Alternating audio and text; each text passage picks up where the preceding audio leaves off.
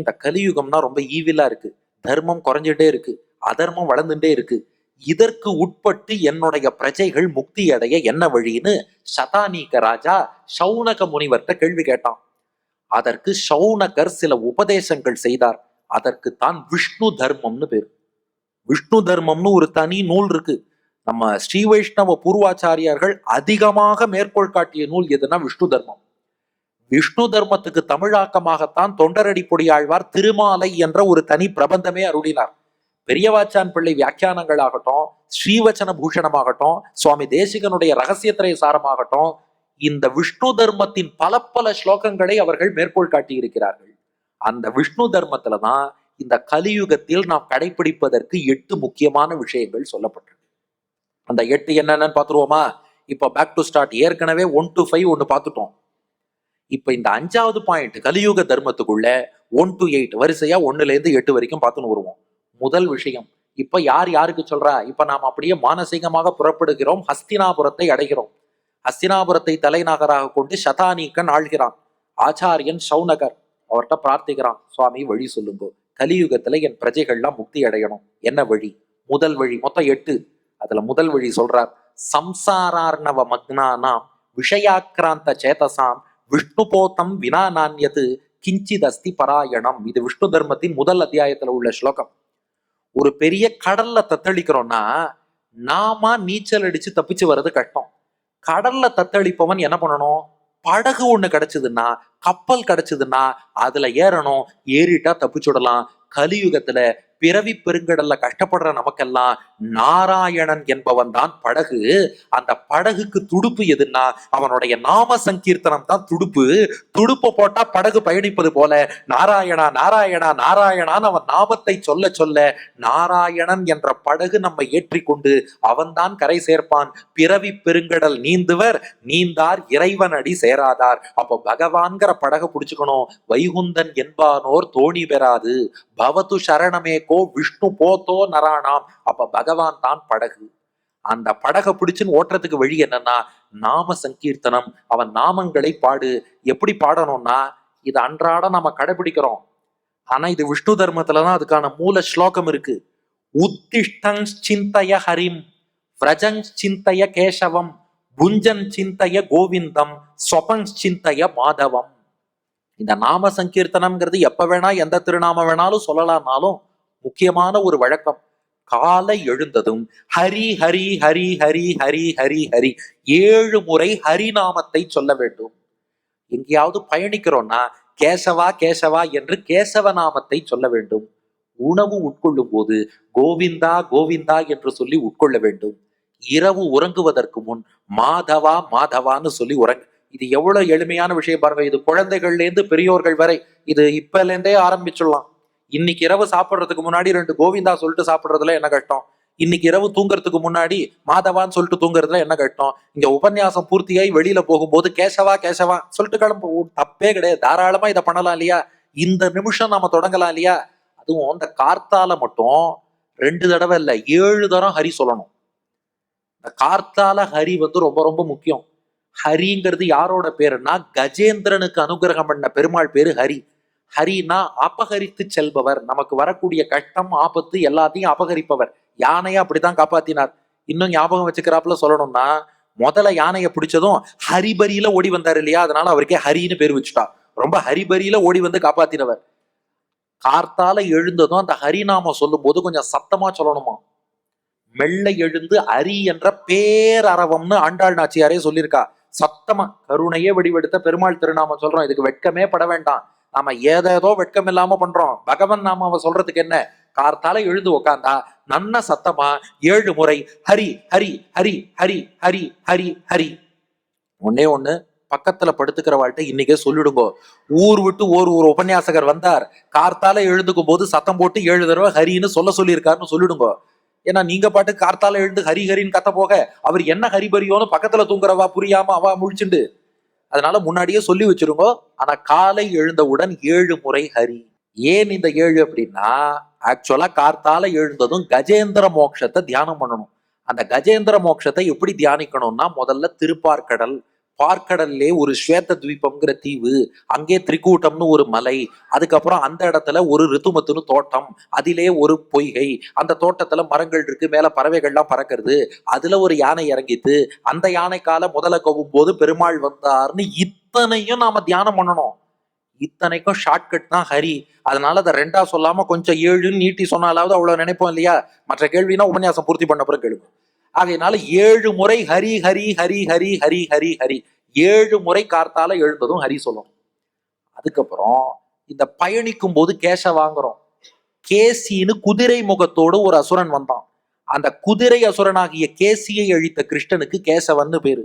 அந்த குதிரை அசுரனை அழித்தது போல பயணத்துல எந்த தடை வந்தாலும் பகவான் போக்கி கொடுப்பான். அதனால கேசவா கேசவான்னு சொல்லணும். அடுத்தது உண்ணும் போது கோவிந்த் தாங்கணும். கோனா பசுன்னு அர்த்தம், கோவிந்தன்னா பசுக்களை மேய்ப்பவன் அர்த்தம். எதுக்கு கோவிந்தாங்கிறோம்னா, அந்த பசுக்களுக்கு கண்ணன் எப்படி மேய வச்சு உணவளித்தானோ, இந்த பசு போன்ற நமக்கும் கிருஷ்ணன் கொடுத்ததுதான் அந்த உணவு. நம்மளால எதையாவது உருவாக்க முடியுமா? பகவான் போட்ட பிச்சை இந்த உணவு. அதனால கோவிந்தா, பசு மேய்வது போல் உன்னால் மேய்க்கப்பட்டு நான் உண்கிறேன், கோவிந்தா கோவிந்தா. படுத்துக்கும் போது மாதவா, மானா மகாலட்சுமி, மாதவன்னா லக்ஷ்மியோடு திருப்பார்கடல்ல பள்ளி கொண்ட பெருமாள். அவர் பார்க்கடல்ல பள்ளி கொள்வதை தியானித்தபடி நாம படுத்துக்கணுமா? ஏன்னா விராட்டியும் பெருமாளும் காப்பாத்துறதுனாலதான் அடுத்த நாள் நாம முழிச்சுக்கிறோம். நாளைக்கு முழிச்சுக்கோங்கிறதுக்கு என்ன உத்தரவாதம்? இன்னைக்கு தூங்கினவன் தூங்கின மாதிரி நாளைக்கு முழிச்சுக்கிறா இல்லையா? யாரால? அது பெருமாள் தாயாருடைய அனுகிரகம். ஆகையினால படுத்துக்கும் போது மாதவா மாதவா. இத்தோட இது சாஸ்திரம் சொன்னது. அதுக்காக இது மட்டும் தான் இல்லை, இது நிச்சயம் பண்ணணும். ஏன் ஒரு போன் எடுத்தா கூட நாராயணான்னு சொல்லலாம், கோதா கோவிந்தான்னு சொல்லலாம். இதெல்லாம் ஒண்ணு தப்பே இல்லையா? ராமா ராமான்னு சொல்லலாம், கிருஷ்ணா கிருஷ்ணான்னு சொல்லலாம், கோதா கோவிந்தான்னு சொல்லலாம். போன் எடுத்தா ஹலோன்னு தான் சொல்லணுமா? இப்படி சொல்லலாம் இல்லையா? ஆகையினால இப்படி அவ்வப்போது பகவானுடைய திருநாமங்களை சொல்லிண்டே இருக்கணும். இதுதான் கலியுகத்திலே நாம் உய்வடைவதற்கான வழி. எப்போதுமே ஒருத்தரை பேசினாலும் கூட ஹாய் அப்படின்னு சொல்றதுக்கு பதில கோவிந்தா கிருஷ்ணா சொன்னா எவ்வளவு நன்னா இருக்கும். அவ திவ்ய தேசத்து பெருமாள், நாங்கள்லாம் ஆறாவமுதா, நரையூர் நம்பி, வஞ்சுளவல்லி தாயார், நம்பிக்கை நாச்சியார், தாயார் பெருமாள் திருநாமங்களை சொல்லிட்டே இருப்போமே. இங்க திருவல்லிக்கணி பார்த்தசாரதி, வேதவல்லி தாயார், ருக்மிணி தாயார், இவா திருநாமங்களை சொல்லியே நாம ஒருத்தர் பேசிக்கலாம் இல்லையா? அது போல எப்போதும் நாமங்களை சொல்லணும். ஒருத்தர் கேட்டார், நீங்க பேசும்போது சொல்லிப்பீங்க, மனசு வேற எங்கேயோன்னா இருக்கு. பிரச்சனை இல்லை, அதுக்காக மனசால பகவானை நினைக்க வேண்டாம்னு சொல்ல வரல. பகவானை நினைக்கணும். ஒருவேளை பகவானை நினைக்க முடியாட்டாலும் வாயால சொன்னாலும் கூட முழு பலன் தரக்கூடிய ஒரே வழிபாடு நாம சங்கீர்த்தனம் தான். மனசு ஈடுபடாம வெறுமன நாமத்தை சொன்னாலும் பலன் உண்டாம். இதுக்கு விஷ்ணு தர்மத்துல 2 வரலாறு சொல்லப்பட்டிருக்கு. இந்த 2ம் விஷ்ணு தர்மத்தில் உள்ள வரலாறு. முதல் வரலாறுக்கு முத்கல உபாக்கியானம்னு பேரு. இது 91ஆம் அத்தியாயத்துல விஷ்ணு தர்மத்துல சதானீக்கருக்கு சௌனகர் சொல்றார். ச முத்கல புரா விப்ரஹா யமலோக கதோ முனிகி ததர்ஷ யாத்தனா கோராக பாப கர்ம கிருதாம் கீழ. முத்கலர்னு ஒரு முனிவர் இருந்தாராம். அந்த முத்கலர் இறந்து போயிடுறார். அவரை யமகிங்கரர்கள் யமலோகத்துக்கு அழிச்சுன்னு போறார். கிருஷ்ண சம்பூஜிதோ யைஸ்து ஏ கிருஷ்ணார்த்தம் உபோஷிதாக யைஷ்ச நித்யம் ஸ்மிருத கிருஷ்ணஹா நதே மத் விஷயோபகாக. நீங்கள் உங்கள் வாழ்க்கையில் கிருஷ்ணா என்று கிருஷ்ணனுடைய திருநாமத்தை சொன்னீர்கள். யாரெல்லாம் கிருஷ்ணன்கிற நாமத்தை சொல்றாளோ அவர்களை எல்லாம் உட்கார வச்சு நான் பூஜை பண்ணுவேன் நானா யமன். இப்ப யோசிச்சார், அந்த முத்கலர் பேருக்கு தான் முனிவர், வெறும் பேருக்கு தான் முனிவர், வாழ்க்கையில பகவானுடைய பேரையே சொன்னதில்லை. அவர் யோசிச்சாராம், நான் எதுவுமே நல்ல காரியம் பண்ண மாதிரி தெரியல, கிருஷ்ணான்னு சொன்ன மாதிரியே தெரியல, இவன் என்னடான்னா கிருஷ்ணான்னு சொன்னேங்கிறான், நான் எப்படா சொன்னேன்னு கேட்டார். அதுக்கு யமன் சொல்றானா, அதுவா நம கிருஷ்ணாச்சுதானந்த வாசுதேவேத்யுதீரிதம் எயிர்பாவ பாவிதைர் விப்ரா நதே மத் விஷயோபகாகா. யமன் அதுக்கு ஒரு கதை சொல்றானா, முத்கலரே மறந்துட்டீங்களா, நீங்கள் கொஞ்சம் எள்ளு தானம் பண்ணீங்க ஒரே ஒரு நாள். எள்ளு தானம் பண்ணாராம். அந்த எள்ளு தானம் பண்ணும்போது கிருஷ்ணாய கிருஷ்ணார்ப்பணம்னு சொல்லி தானம் பண்ணாராம். அது மனசுல கிருஷ்ணனை நினைச்சாரோ இல்லையோ, வாயல்ல கிருஷ்ணார்ப்பணம் கிருஷ்ணாயன்னு சொல்லி பண்ணிட்டார். யமன் என்ன சொல்றான், அது எனக்கு ஞாபகம் இருக்கு, நீங்க எள்ளு தானம் பண்ணும்போது கிருஷ்ணான்னு சொன்னீர்கள், கிருஷ்ணான்னு ஒரு முறை சொன்னாலும் நான் கூப்பிட்டு பூஜை பண்ணுவேன் நானா யமன். இது ஆச்சரியம் இல்ல. அதுக்கப்புறம் அங்க ஒரு விஷயம் நடந்துதான். என்னன்னா, இப்ப முத்கலரும் யமனும் பேசிக்கொண்டார்கள் அல்லவா? என்ன பேசினாங்க, நீங்க கிருஷ்ணன்னு சொன்னீங்க, அதனாலதான் உங்களுக்கு பூஜை பண்ணேன். அவர் நான் கிருஷ்ணன்னு எப்ப சொன்னேன்னு அவர் கேட்டார். இவன் சொன்னா, நீங்க தானம் பண்ணும் போது கிருஷ்ணன்னு சொன்னீங்க. கிருஷ்ணன்கிற பேச்சு வந்தது இல்லையா? சுத்தி யமலோகத்துல பலவிதமான நரகங்கள். அந்த கும்பிப்பாக்கம், அந்த கூப்பம், அந்நியன் படத்துல காட்டுறாளே, எல்லா நரகங்களும் சுத்தி இருக்கு. இவர்கள் பேசிக்கொண்ட கிருஷ்ணா கிருஷ்ணாங்கிற வார்த்தை நரகங்கள்ல கேட்டுதான். கேட்டதும் என்ன எடுத்தான், அந்த நரகம் எல்லாம் சொர்க்கமா மாறிடுதான். பகவன் நாமாவை சொன்னா மட்டும் பலன் இல்ல, காதால கேட்டாலும் பலன் உண்டு இல்லையா? இவர்கள் இதுலயும் இதுக்கு பெரியவாச்சான் பிள்ளை வியாக்கியானம் பண்ணியிருக்கார். முத்கல முனிவர் உபதேசம் பண்றதா கிருஷ்ண நாமத்தை சொல்லல, எவனும் பக்தியோடு கிருஷ்ணான்னு சொல்லல. போற போக்கு நீ கிருஷ்ணன் அப்ப சொன்ன இல்லையா, நான் கிருஷ்ணன் இப்ப சொன்ன இல்லையான்னு பேசின்ற அந்த கிருஷ்ணனுக்கு கிருஷ்ணநாமத்தை கேட்டவர்கள் எல்லாரும் சொர்க்கத்துக்கு போயிடுவார்கள், நரக்கத்திலே இருக்க மாட்டார்கள். ஆனா ஒரே நேரத்துல நரக்கத்துல கிருஷ்ணான்னு சொல்லி நரக்கத்துல இருக்கிற அத்தனை பேரும் கிருஷ்ணாங்கிற நாமத்தை கேட்டதுனால அந்த நரகமே ஸ்வர்க்கமாக மாறிவிட்டது. ஆஹ்லாதம் தே ததா ஜக்முகு பாப்பாகா தது அனுகம்பிதாகான் இருக்கு. இந்த வரலாற்றை அப்படியே திருமாலை 12ஆம் பாட்டுல நமனும் முத்கலனும் பேச நரகில் நின்றார்கள் கேட்க நரகமே சொர்க்கமாகும் நாமங்கள் உடைய நம்பி அவனதூர் அரங்கம் என்னாது அயர்த்து வீழ்ந்தழியமாந்தர் கவலையுள் படுகிறார் என்று அதனுக்கே கவல்கின்றேனேன்னு தொண்டரடி பொடியாழ்வார் தமிழாக்கம் பண்ணி பாடி கொடுத்தார். இதுக்கு பெரியவாச்சான் பிள்ளை வியாக்கியானம் இங்கனே பிரசக்தானு பிரசக்தமான இத்தை நரகானுபவம் பண்ணுகிறவர்கள் கேட்டவனந்தரம் அவ்விடம்தானே பிராபிய பூமி ஆய்த்து என்ற சொல்ல போருவது ஒரு கதை உண்டுன்றார். இப்போ விஷ்ணு தர்மம் என்ன சொல்லிட்டுன்னா சொர்க்கமா மாறிடுத்துன்னுது, ஆழ்வானும் சொர்க்கம்னார். பெரியவாச்சான் பிள்ளை வியாக்கியானத்தை அது சொர்க்கம் இல்ல வைகுண்டமாவே அழுத்துட்டார். பகவன் நாமா ஒருத்தன் காதல கேட்டுட்டானாலே அவன் வைகுண்டம் தான் போவான் என்று அது பெரியவாச்சான் பிள்ளை பிராபிய பூமி, நாம் அடைய வேண்டிய இலக்காகிய வைகுண்டம் போலவே அவர்களுக்கு நரகமே மாறியது என்று காட்டுகிறார். இது ஒரு உதாரணம். அப்போ பேச்சு வழக்குல கிருஷ்ணான்னு சொன்னதுக்கு அதை கேட்டவர்களுக்கு கூட எவ்வளவு பலன் பாருங்க. அதனாலதான் நல்ல விஷயத்த நிறைய காதால கேட்கணும். இன்னொன்னு பாருங்க, இன்னொரு வரலாறு விமதி என்ற ராஜகுமாரன், அவனுடைய வரலாறும் இதே விஷ்ணு தர்மத்துலதான் சொல்லப்பட்டிருக்கு. இது அத்தனையும் கலியுகத்துல நமக்காக சதானீக்கருக்கு சௌனகர் பண்ண உபதேசம். விமத்தின்னு ஒரு ராஜகுமாரன், அவன் அப்பாவுக்கு சித்திரரதன்னு பேரு, சித்திரரதன்னு ராஜா, அவன் பிள்ளைக்கு விமத்தின்னு பேரு. இந்த விமத்திங்கிறவன் நிறைய பாபமா பண்ணின்னு வந்தானா. அந்த அப்பா பார்த்தார், ஐயோ இந்த பையனை வச்சுன்னு சமாளிக்க முடியலையே, இவன் மக்கள் எல்லாம் போட்டு துன்புறுத்துறான். ஒரு நிலையில விமத்தி பண்ற பாபங்கள் எல்லாம் தாக்கு பிடிக்க முடியாம உன்னை நாடு கடத்துகிறேன், காட்டுக்கு போ, எக்ஸைல்னு சொல்லி வெளியில அனுப்பிடுறார் ராஜா. தன்னுடைய தந்தை சித்திரரதனை பிரிந்து இளவரசன் விமதி காட்டுக்கு போறான். காட்டுல ஒரு பெண்ணை சந்தித்தான், அவளையே கல்யாணம் பண்ணிட்டான், காட்டுல குழந்தை பெத்துன்னு அங்கேயே குடும்பம் நடத்துறான். குடும்பம் நடத்தணும்னா காசு வேணுமே, காசுக்கு என்ன பண்றது, கொள்ளக்காரனா மாறினான். கொலை கொள்ளை வரவாளெல்லாம் வழிப்பறி பண்றது, கொள்ளையடிக்கிறது, இப்படியே பண்ணிட்டு இருந்தான். ஒரு நாள் இவன் கொள்ளையடிக்க போகும்போது மரத்தடியில ஒரு முனிவர் ஒருத்தர் அப்படியே ரொம்ப தளர்ந்து அமர்ந்து இருந்தாராம். திடீர்னு விமத்தி மனசுல ஒரு கருணை வந்துதான். எப்பவும் வரவே வராது, இருந்தா எதையாவது அடிச்சுன்னு போலான்னு தான் பார்ப்பான். திடீர்னு கருணை வந்தது. ஆஹா, ஒரு முனிவர் தளர்ந்து மரத்தடியில இருக்காரு, கிட்டக்க போனான். முனிவரே ரொம்ப தளர்ச்சியா இருக்கீங்களா, இருங்க நான் உங்களுக்கு தீர்த்தம் கொண்டு வரேன்னு அவருக்கு தீர்த்தம் கொண்டு வந்து கொடுத்து பழங்கள் கொடுத்து அவருக்கு பணிவிடையெல்லாம் செஞ்சு நீங்க எங்க போகணும்னு கேட்டான். இன்ன இடம்னார். நானே அழிச்சுன்னு போறேன்னு அழிச்சுன்னு போய் விட்டான். எல்லாத்தையும் பார்த்துட்டு அந்த விமத்தியை பார்த்து அந்த முனிவர் சொன்னாராம், ஏண்டா யாருன்னே தெரியல, எனக்கு இவ்வளவு உதவி பண்றியே, யார்ரா நீன்னு கேட்டார். நான் ஒரு கொலைகாரன், கொள்ளைக்காரன், திருடன், பல வேலையெல்லாம் பண்ணிட்டு இருக்கேன்னா. ஏன்டா இப்படிலாம் தப்பு பண்ற, பாபத்தை சம்பாதிக்காதடா, நல்ல வழியில போலாமே. என் குடும்பத்தை நான் பாதுகாக்க வேண்டாம், தப்பு தான் பண்ணுவேன்னா. திருந்து திருந்துன்னு முனிவர் சொல்லி பார்த்தார், விமதி கேட்கல. முனிவர் சொன்னார், சரி ஒன்னே ஒண்ணு பண்ணு, நான் உனக்கு ஒரே ஒரு பகவானுடைய திருநாமம் சொல்றேன், அதை நீ ஜபம் பண்றியான்னு கேட்டார். அவன் கேட்டான், என் கொலை கொள்ளை திருட்டுக்கும் நீ சொல்ற திருநாம ஜபத்துக்கும் ஏதாவது சம்மந்தம் உண்டான்னா. ரிஷி சொன்னார், அப்படிலாம் நினைக்காதப்பா, நீ பண்றத பண்ணு, சும்மா சொல்லிடுறேன். சரி சொல்லுங்கன்னா, கோவிந்தா கோவிந்தா கோவிந்தா கோவிந்தா கோவிந்தா சொல்லிட்டே இருண்டார். அவன் என்ன பண்ணானா, உத்திஷ்டா பிரஸ்வபதா பிரஸ்திதேன கமிஷ்யதா கோவிந்தேதி சதா வாச்சியம் க்ஷுத பிரஸ்கலிதா திஷு.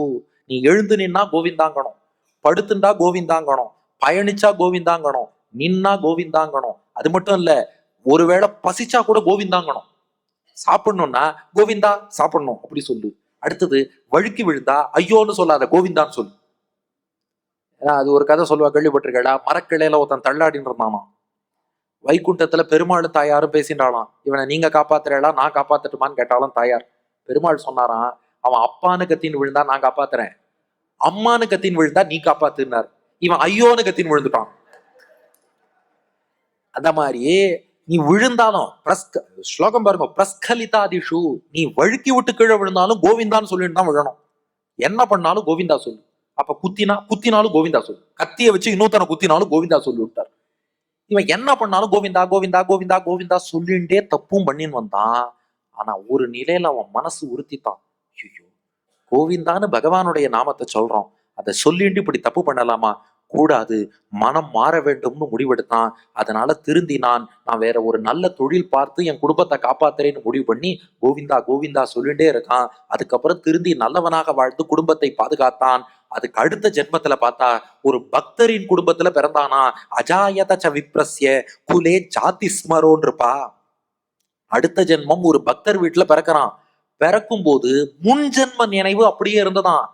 போன ஜென்மத்துல கோவிந்த நாமாவை எந்த இடத்துல விட்டானோ விட்ட இடத்துல இருந்து கோவிந்த நாமத்தை தொடர்ந்தானோ. இது பகவான் கொடுக்கக்கூடிய ஆப்ஷன். நாம எக்ஸாம் எழுதுறோம்னு வச்சுக்கோங்க, 35 மார்க் எடுத்தா பாஸ், 20 எடுத்து ஃபெயில் ஆயிட்டா ஃபெயில் தான். அப்புறம் அட்டெம்ப்ட் தான் எழுதணும். சரி, செப்டம்பர் மாசம் எழுதினான், அதுலயும் 20 தான் வாங்கினான். அப்ப என்ன, ஃபெயில் தானே? ஆனா பெருமாள் என்ன சொல்றார், அங்க ஒரு 20 வாங்கின இல்லையா, இங்க ஒரு 20 வாங்கியிருக்க இல்லையா, 20+20 பாஸ். அது போல முன் ஜென்மத்துல கோவிந்தா சொல்லியிருக்கான் இல்லையா, அதை அப்படியே அக்கௌண்ட்ல வச்சிருக்கார். அந்த கோவிந்தாவை அப்படியே அக்கௌண்ட்ல வச்சுட்டு மேற்கொண்டு கோவிந்தா சொன்னான். கோவிந்தா கோவிந்தா சொல்ல சொல்ல சொல்ல சொல்ல மனசு தூய்மையாச்சு. அந்த பிறவியில சரணாகதி பண்ணான், மோட்சமே போயிட்டான். அந்த விமதி, இந்த விமதிங்கிறவன் மன்னனா பிறந்தான். ஆனா மன்னனுக்கான எந்த தன்மையும் இல்லாம துஷ்டனா வாழ்ந்துட்டான். அதனால அவனை க்ஷத்திர பந்தும் பாடம். க்ஷத்திரன்னா மன்னன், பந்துன்னா சொந்தக்காரன் அர்த்தம். அதாவது இவனும் மன்னனாக வேண்டியவன், ஆனா மன்னனுக்கு சொந்தக்காரனா இருந்தானே ஒழிய அந்த லட்சியம், அதுக்கான அந்த எந்த லட்சணமும் இல்லை. அதனால க்ஷத்திர பந்துன்னு எடுத்தவனுக்கு பேரு. அந்த க்ஷத்திர பந்துவும் மோட்சம் போயிட்டான். இது அப்படியே தொண்டரடி பொடியாழ்வார் தமிழ்ல மொய்த்த வல்வினையுள் நின்று மூன்றெழுத்து உடைய பெயரால் கத்திர பந்துமன்றே பராங்கதி கண்டு கொண்டான். இத்தனை அடியரானார் இறங்கும் நம் அரங்கனாய பித்தனை பெற்று வந்தோ பிறவியுள் பிணங்குமாறே. தொண்டரடி பொடியாழ்வார் சொல்றார், அந்த கத்திர பந்துவை நினைச்சு பாருங்கோ. க்ஷத்திர பந்து விமதி மொய்த்த வல்வினையுள் நின்று, ஈ மொய்க்கிற மாதிரி அத்தனை பாபங்கள் அவனை மொய்க்கிறது. ஆனா 3 எழுத்துடைய பெயரால் 3 எழுத்து பேரை சொன்னான்னு. அது என்ன 3 எழுத்து? தமிழ்ல 4 எழுத்து வரும், சம்ஸ்கிருதத்துல 3 அச்செழுத்து. கோவிந்தா சம்ஸ்கிருதத்துல 3 அச்செழுத்து. அது ஒருத்தர் கேட்டார், ஏன் சார் இப்படி குழப்பணும், மொய்த்தவல் வினைகுள் நின்று கோவிந்தா என்ற பெயரால்னு சொல்லியிருக்கலாமேனா. அது அழகா வியாக்கியானம் பண்றார் பெரியவாச்சான் பிள்ளைங்கிற மகான். தொண்டரடி பொடியாழ்வார் சொன்னாராம், நான் பாட்டுக்கு கோவிந்தா என்ற பெயரால்னு எழுதியிருந்தேன்னா, ஆமா இவருக்கு வேற வேலை இல்லை, இவர் எப்ப பார்த்தாலும் கோவிந்தான்னு சொல்லுவாருன்னு நம்ம கண்டுக்காம போயிடுவோமா. இந்த பொடி வச்சு 3 எழுத்துடைய பெயரால்னா ஏதோ 3 எழுத்துங்கிறாரே, அது என்னன்னு தெரிஞ்சுக்கணும்னு நமக்கு ஒரு கியூரியாசிட்டி வரும். எப்போதுமே கொஞ்சம் ஒளிச்சு மறைச்சு சொன்னாதான் என்னன்னு ஆர்வம். அதுவும் தமிழ்நாட்டுல 3 எழுத்துன்னா எப்போதுமே ரொம்ப பிடிக்கும். தமிழ்நாடு எப்போதுமே ஏதாவது ஒரு 3 எழுத்தோட கண்ட்ரோல்ல தான் இருக்கும். அது திரையுலகமோ அரசியலோ எந்த நிலையில வேணாலும் பாருங்க, ஏதாவது ஒரு 3 எழுத்து தான் எப்போதுமே கண்ட்ரோல். அதனால 3 எழுத்துன்னு பாடிட்டோம்னா அது என்ன 3 எழுத்து அப்படின்னு தெரிஞ்சுக்கணும்னு மக்கள் வருவார்கள். அதுக்கப்புறம் தான் கோவிந்தா, அந்த 3 எழுத்தில் என் மூச்சு இருக்கும் என்று புரிந்து கொண்டு கோவிந்த நாமத்தையே உயிர் மூச்சாக கொள்வார்கள். அதனால 3 எழுத்துடைய பெயரால் கத்திர பந்துமன்றே பராங்கதி கொண்டு கொண்டான். விமதி ஆகிய க்ஷத்திரபந்து கூட கோவிந்தான்னு சொன்னா, தப்பு பண்ணிண்டே கோவிந்தா சொன்னாலும் திருந்தினா, அடுத்த ஜென்மம் பக்தனாக வாழ்ந்தான். தொடர்ந்து கோவிந்தா சொன்னா, சரணாகதி பண்ணி மோட்சம் போனான். அப்ப பகவானுடைய திருநாமங்கள் நம் பாபத்தை போக்கி நற்கதி கொடுக்கும். இதுதான் கலியுக தர்மம் நம்பர் 1. நம்பர் 2, இந்த கலியுகத்துல நாம் பெருமாளை எப்படி தரிசிக்கலாம்னா, திருக்கோவிலிலும் இல்லங்களிலும் விக்கிரக வடிவில அர்ச்சாவதாரம்னு இருக்காரே, அந்த வடிவம் தான் இறைவனை தரிசிப்பதற்கு கலியுகத்தில் ஏற்ற வடிவம். நம்மளால தபஸ் பண்ணி பார்க்கடலுக்கெல்லாம் போய் பெருமாளை சேவிக்க முடியாது. தியானம் யோகத்துல ஈடுபட்டு அந்தரியாம தரிசிக்கிறதெல்லாம் நமக்கு கஷ்டம். பெருமாள் அவதரிப்பாரானா கலியுகத்துல பெருசா அவதாரமே கிடையாது. எப்ப நான் அவதாரத்துக்காக காத்திருக்கிறது? அப்போ நல்லவனோ கெட்டவனோ, ஆஸ்திகனோ நாஸ்திகனோ, மனிதனோ மிருகமோ, எல்லார் கண்ணுக்கும் தெரியும்படி அர்ச்சாவதாரம்னு திருக்கோவில்ல இருக்கார் பாருங்க. கலியுகத்திலே பகவானை தரிசிப்பதற்கான வழி அதான்.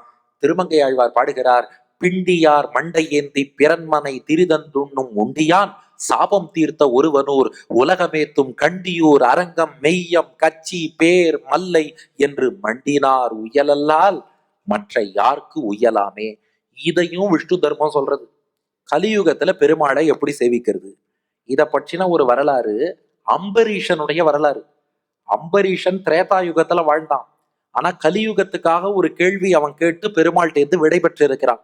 என்னன்னா, அம்பரீஷன் பெருமாளை குறித்து தவம் புரிந்தான். அப்போ அம்பரீஷனுக்கு இந்திரன் காட்சி தந்தானாம். இந்திரன் ஐராவதம் யானை மேல கையில வஜ்ராயுதத்தோடு வரான். வந்து அம்பரீஷனை பார்த்து, அம்பரீஷா உனக்கு என்ன வரம் வேணும்னு கேட்டான். அம்பரீஷன் சொன்னா, இந்திரா நான் உன்னை குறித்து தவமே புரியவில்லை. உனக்கு இந்திர பதவி கொடுத்த ஒருத்தன் இருக்கானே நாராயணன், அவனை குறித்து தான் தவம் புரிந்தேன், நீ போயிட்டு வான்ட்டான். இந்திரன் சொன்னான், அது பாரு, நான் உனக்கு வரம் கொடுக்கணும்னு ஆசையா வந்திருக்கேன், என்ன வரம் வேணுமோ கேளுன்னா. அம்பரீஷன் சொல்லிட்டான், தேவையே இல்லை, உன்னுடைய வரம் எதுவுமே எனக்கு வேண்டாம், எனக்கு நாராயணன் மட்டும்தான் வேணும்னா.